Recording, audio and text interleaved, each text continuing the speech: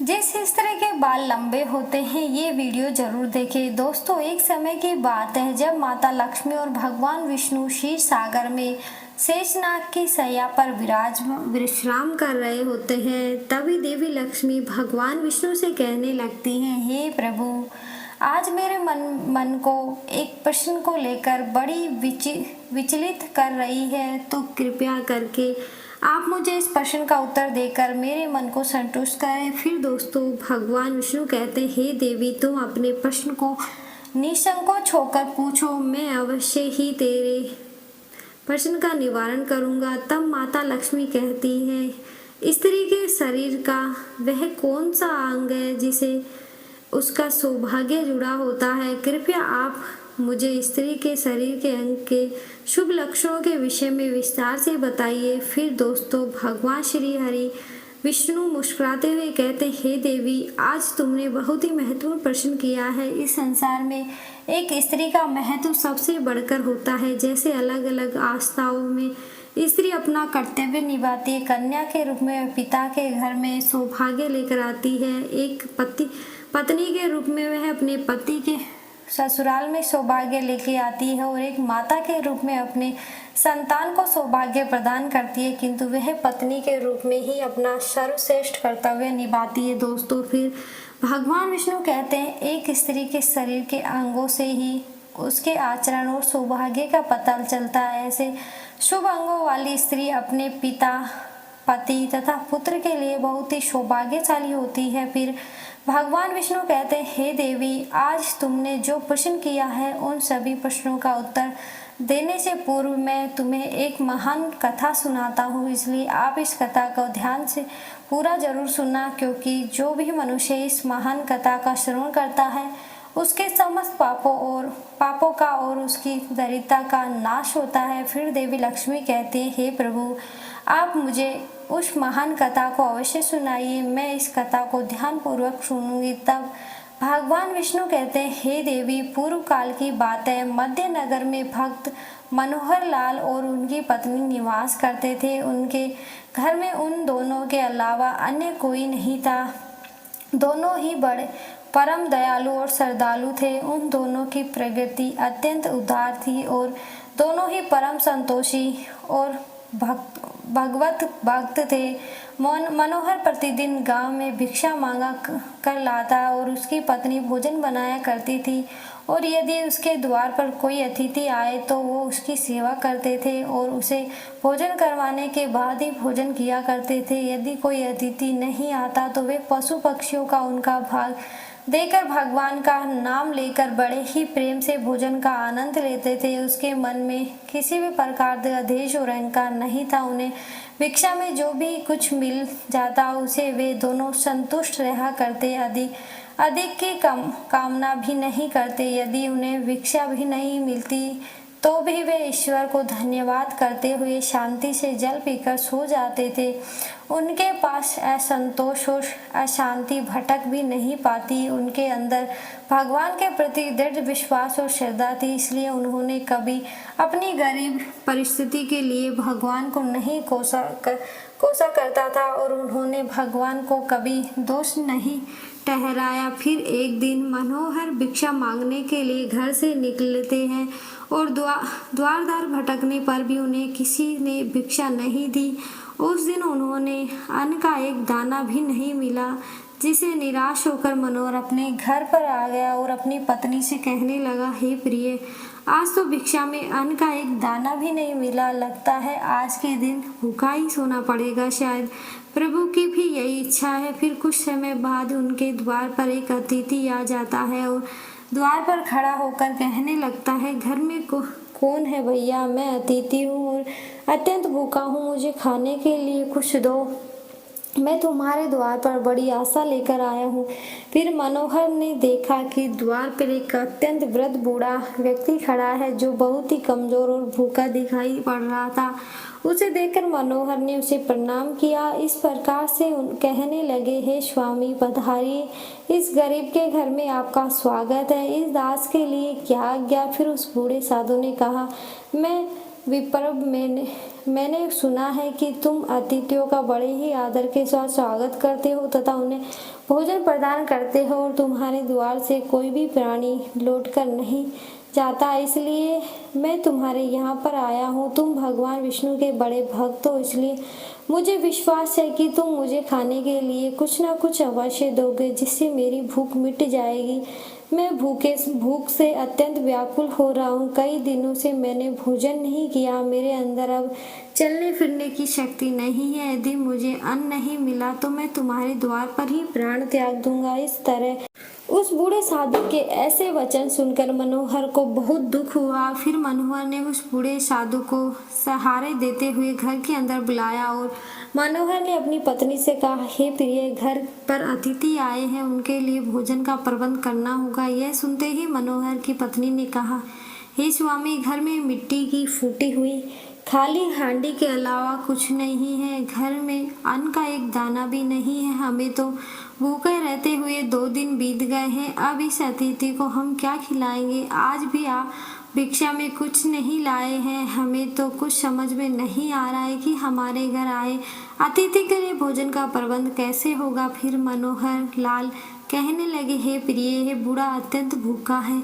चलने में असमर्थ है। ये सौभाग्य से हमारे घर पर पधारे हैं। यदि हम अपने घर पर आए अतिथि की सेवा नहीं करेंगे तो हमें महापाप लगेगा। अतिथि को हम घर से भूखा नहीं भेज सकते। फिर मनोहर की पत्नी मन ही मन भगवान से प्रार्थना करते हुए कहने लगी, हे गोविंद, इतनी कठोर परीक्षा क्यों ले रहे हैं? मुझे कुछ समझ में नहीं आ रहा है कि इस अतिथि के लिए भोजन का प्रबंध कैसे करूं। फिर अगले ही क्षण उसके मन में एक योजना आई और वह बड़ी प्रसन्न हुई। उसने अपने पति से कहा, हे नाथ, आप चिंता ना कीजिए, आज अतिथि की सेवा बड़े प्रेम से होगी। आप पड़ोस से कैंची लेकर आइए।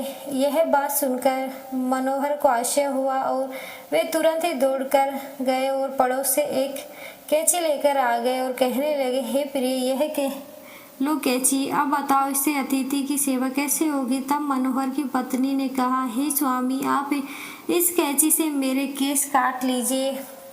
फिर यह बात सुनते ही मनोहर अचानक से चौंक गया और कहने लगा, हे देवी, स्त्री के केस ही उसके सबसे बड़े आभूषण होते हैं। केस के बिना स्त्री का सौभाग्य और चरित्र भी नष्ट हो जाता है। स्त्री के लंबे केश ही उसकी सुंदरता का प्रतीक होता है। मैं यह पाप नहीं कर सकता। तब मनोहर की पत्नी ने जोर देते हुए कहा, हे स्वामी, आप चिंता ना कीजिए, शायद यही प्रभु की इच्छा है। आप निसंकोच होकर केस काटिए। फिर मनोहर ने कांपते हुए हाथों से चारों ओर के केस तोड़कर बीच के सारे केस काट दिए।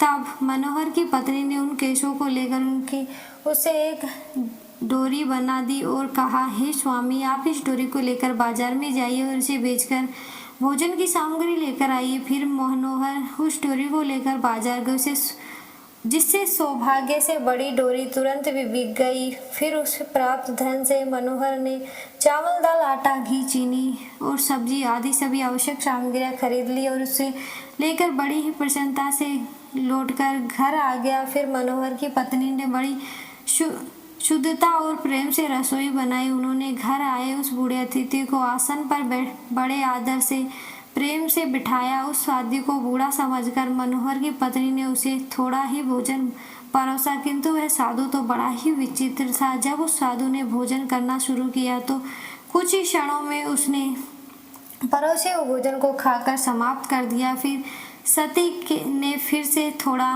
भोजन परोस दिया। थोड़ा थोड़ा करते हुए उस साधु ने मनोहर की पत्नी ने बनाई हुई सारी रसोई खाली हो गई और फिर उस अतिथि साधु ने अपने पेट पर हाथ फेरते हुए कहने लगा, तुम दोनों की सेवा में बहुत प्रसन्न हूँ। आज अनेक दिनों बाद मुझे इतना भोजन प्राप्त हुआ है।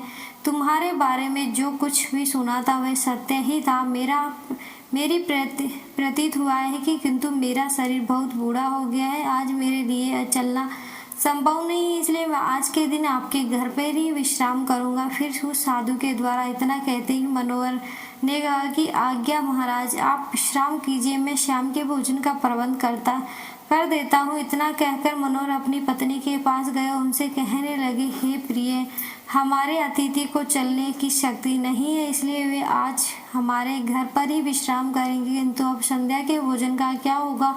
संध्या को भोजन हम कहाँ से बनाएंगे? यह सुनते ही मनोहर की पत्नी ने कहा, स्वामी, चिंता की बात नहीं है, मेरे केस अभी बाकी हैं। आप फिर से मेरे केस बेचकर बाजार से सामग्री लेकर आइए। तब फिर से कैंची चली, जिससे सती के केस टूटे और उससे रस्सी बनी। फिर मनोहर ने उस रस्सी को लेकर बाजार गया, जिससे सौभाग्य से वह भी बिक गई और उसने उस धन से भोजन की सामग्री खरीद ली। घर लौटकर आ गया। फिर मनोहर की पत्नी ने शाम का भोजन बनाया और उन्होंने अतिथि को आदर से बिठाया और भोजन परोसा। अतिथि ने थोड़ा थोड़ा करते एक एक चावल चट कर लिया और देखते ही देखते सारा भोजन खा लिया। फिर वह बूढ़ा अतिथि कहने लगा, अरे भाई, आज बहुत थक गया हूँ, रात के लिए यहीं सो जाता हूँ, सुबह उठकर चला जाऊँगा। यह सुनकर मनोहर ने कहा, ठीक है महाराज, आपकी जैसी इच्छा, आप आज हमारे घर पर विश्राम कीजिए। फिर वह बूढ़ा अतिथि मनोहर के घर पर ही विश्राम करने लगा और मनोहर उसकी पत्नी दोनों ही उस बूढ़े अतिथि की सेवा करने लगे और उसके चरण दबाने लगे। चरण दबाते दबाते रात बीतने लगी। फिर वह अतिथि सो गया। वे बड़े ही विलक्षण साधु थे। असलियत में वे तीनों लोगों के स्वामी थे, किंतु उन्हें उस मनोहर के घर में पत्तों के बिस्तर पर सोकर अपार शांति और सुख की अनुभूति हो रही थी। साक्षात भगवान विष्णु ही वृद्ध का वेश धारण करके मनोहर के घर में विश्राम कर रहे थे। उन साधु महात्मा को सोता हुआ देखकर मनोहर धीमी आवाज में अपनी पत्नी से कहने लगा, हे प्रिय, बाबा बहुत बूढ़े हैं, इनका शरीर बहुत ही कमजोर है, शायद कल सवेरे ही इनसे चला नहीं जाएगा। कल मैं सुबह जल्दी उठकर भिक्षा मांगने के लिए चला जाऊंगा और हम साधु बाबा को भोजन खिलाकर उनकी सेवा करेंगे। आंख बंद किए हुए उन साधु बाबा ने मनोहर की यह बात सुन ली और उन दोनों पति पत्नी का त्याग और उनका अतिथि प्रेम देखकर संपूर्ण विश्व का पालन करने वाले भगवान विष्णु की आंखें भर आई। श्री हरि तो भक्त वत्सल है, वे जो भी लीला रचते हैं उसमें उनके भक्तों का ही कल्याण होता है। पैर दबाते दबाते वे दोनों ही पति पत्नी साधु के चरणों के पास ही सो गए। फिर साधु बाबा ने उन मनोहर की पत्नी के सिर पर हाथ फेर दिया, जिससे हाथ फेरते ही उस मनोहर की पत्नी के सिर पर काले घने और लंबे बाल उग गए। फिर उन्होंने मनोहर के शरीर पर हाथ फेर दिया, जिससे मनोहर स्वस्थ और अत्यंत पवित्र हो गया। और भगवान ने मनोहर की झोपड़ी की दृष्टि घुमाई तो वह भी उसी क्षण एक विशालकाय महल में बदल गई और उस महल में अत्यंत रत्न स्वर्ण माणिक मोती एकत्रित हो गए। और फिर भगवान बोले, हे सती, तुम्हारी शक्ति और समर्पण से मैं अत्यंत खुश हूँ। आजीवन तुम दोनों अपनी साधारण पूरी करके वैकुंठ लोक जाओगे। मैं छाया की तरह सदैव तुम दोनों के साथ रहूंगा। इतना कहकर भगवान विष्णु उस स्थान से अंतर्ध्यान हो गए। फिर कुछ देर बाद जब मनोहर की पत्नी की नींद खुली तो वहां से नजारा देखकर वह आश्चर्यचकित हो गई। कल की सारी घटना उसको याद थी। अचानक से कैसे उगाए यह दुर्लभ वस्त्र, आभूषण, अनमोल रत्न, यह मेल अचानक कहाँ से आ गया, जिससे उसने तुरंत ही अपने पति को जगाया। फिर जब मनोहर ने यह सब चमत्कार देखा तो उसे भी अपनी आंखों पर विश्वास नहीं हुआ। वे दोनों ही एक दूसरे की ओर देखकर सोच में पड़ गए। फिर मनोहर ने अपनी पत्नी से कहा, हे प्रिय, कल हमारे घर आए हुए वे बूढ़े साधु कहाँ गए? इस तरह दोनों सोचते सोचते उन साधु महात्मा को चारों ओर देखा, लेकिन वे उन्हें कहीं पर भी नहीं दिखाई पड़े। मनोहर ने हंस और प्रफुल्लित होकर अपनी पत्नी से कहा, हे प्रिय, वे कोई सामान्य अतिथि नहीं थे, वे साक्षात करुण साधु भगवान विष्णु ही थे। यह सारी विभूति मनोहर ने अपनी पत्नी से कहा, हे प्रिय, कल हमारे घर पर आए हुए वह बूढ़े साधु कहाँ गए? इस तरह दोनों सोचते सोचते उन साधु महात्मा को चारों ओर देखने लगे, लेकिन वे उन्हें कहीं पर भी दिखाई नहीं पड़े। मनोहर ने हर्ष और प्रफुल्लित होकर अपनी पत्नी से कहा, हे प्रिय, वे कोई सामान्य अतिथि नहीं, वे साक्षात करुण सिद्धि भगवान विष्णु ही थे। ये सारी विभूति सुदामा की तरह ही उन्होंने हमें भी प्रदान की है।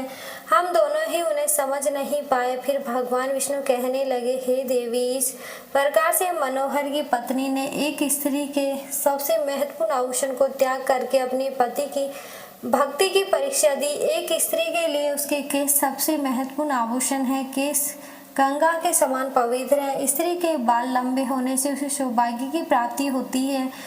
जिस स्त्री के हाथ के नाखून लाल, कोमल और ऊंचे और चिकने हो, वह ऐश्वर्य को प्राप्त करती है। और जिस स्त्री की उंगलियां लोंग, लंबी, पतली व मिलाने पर छिद्र रहित, कोमल तथा लाल रंग की हो, वह सुख और भोग पाने वाली होती है। जिस स्त्री की गर्दन के 4 अंगुली नाप को साफ 3 रेखा हो, तो वह गहनों से सजी रहती है। जिस स्त्री की बोयल ऊंची, कोमल, सूक्ष्म, आपस में मिली हुई धनुष के समान हो, वह भी सुख को सौभाग्य देने वाली होती है। तो दोस्तों, इस प्रकार से भगवान विष्णु ने देवी लक्ष्मी को स्त्री के लंबे बालों के महत्व को बताया। वीडियो अच्छी लगी तो वीडियो को लाइक करें, चैनल को सब्सक्राइब जरूर करें। धन्यवाद।